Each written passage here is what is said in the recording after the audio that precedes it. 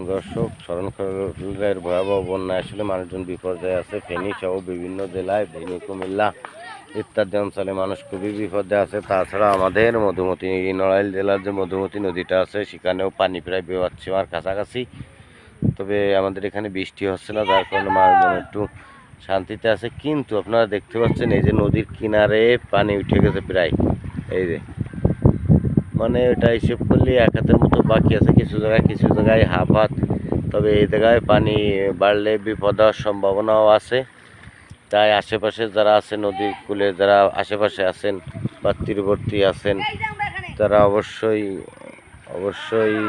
সাবধানে থাকবেন।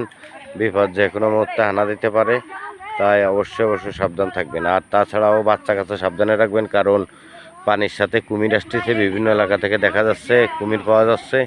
আর এই বন্যার সময় এগুলো আসবে, এটাই স্বাভাবিক। সাবধান সবাই।